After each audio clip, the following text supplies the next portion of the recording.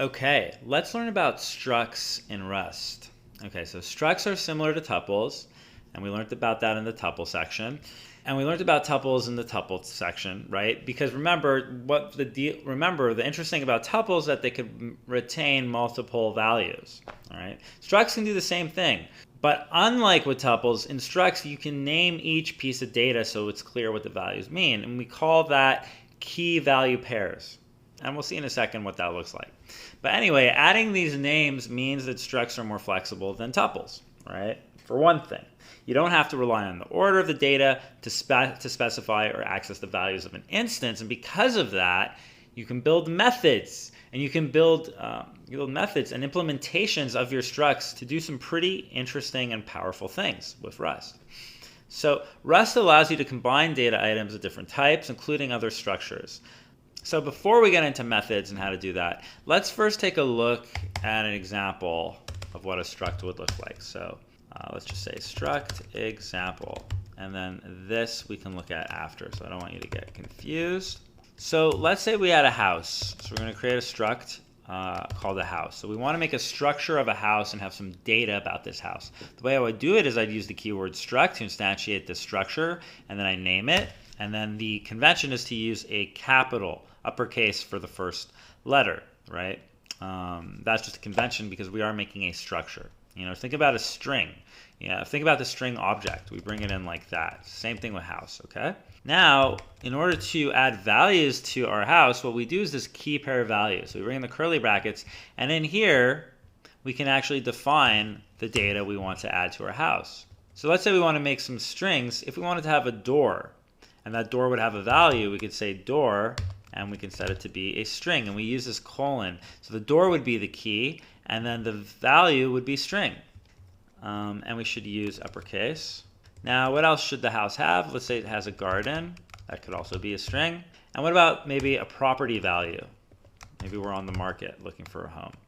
And that can be an integer 32, and that can be an integer. Okay, and just like that, now we have this structure house, right? So there it is. Now, how do we access this, and what's the benefit in building this out? Well, let's take a look. So let's go into a main function and implement some of this information about our house. So the benefit of creating this house structure, this data structure, is that now we can instantiate different versions and have different values in our foundation. This is sort of like our blueprint, and now we can have many types of homes. And then they can all have different values, and we can do things with that information. What do I mean? Let's say we have one home, so I'm going to create a home. I'm going to say let home1 equal house. And then in here, I can now propagate values to the structure. So the values would belong to these keys, so door, garden, and property. So door, for example, oops, sorry about that. Oops, happened again, weird. The door, we can bring a string, and we're going to use from, and we're going to say the door is a blue door. So we have this blue door. And we use a comma if we want to bring in more values. We do the same thing with the garden. Garden can be a string, from, and let's say we have a beautiful garden in this home.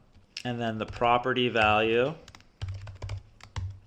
well, the property value for this home, we can make it $1 million. 1, 2, 3, 1, 2, 3, right? That would be 1 million, I believe. 6 zeros.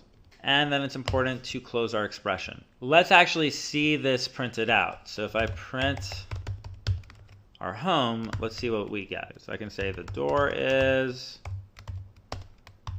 okay, garden is, we get the values, and property value is, and then in order to access these keys, what I could do now is I can go into home1, and using dot notation, I can propagate each argument. So the door, we want the door, so I could do home1.door, and then I can access the door. Then we want the garden, so I can do home1.garden, and we want the property value, so I can do home1.property underscore value. All right, now let's go ahead and run this code and see what we get. So I'm going to click on run, and we'll go to our compiler.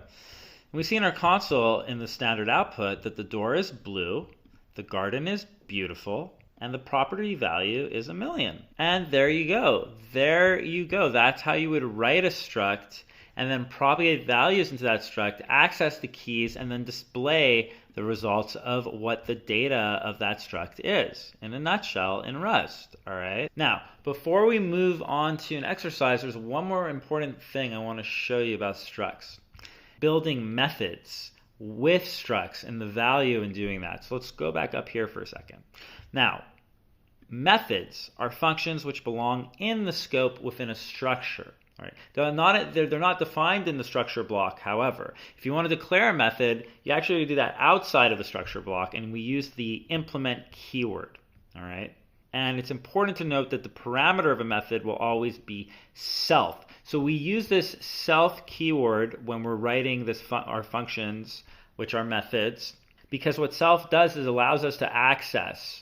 It kind of acts as a this type keyword. It allows us to access the calling of the instance of the structure, what's inside of it. And if that's a bit confusing, let me just give you an example, because you're going to need to know this as well to do the exercise. So example, if we have a struct, we would say my struct. We have a struct, and we can say underscore struct. If we have a struct, and let's say we call it the struct, that's how we would set it up, right? Like we did struct house, so we got struct, the struct.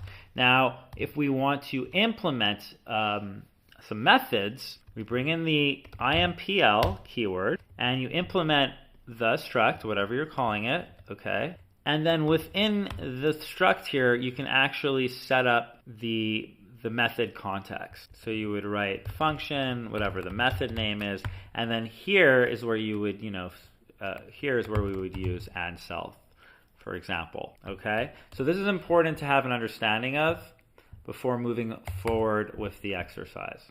And bearing in mind how to define our structs and then implement them and access them. Go ahead and take your time with this, play around a little bit, and when you're feeling pretty good about it, I'll see you in the next video for an exercise. Okay.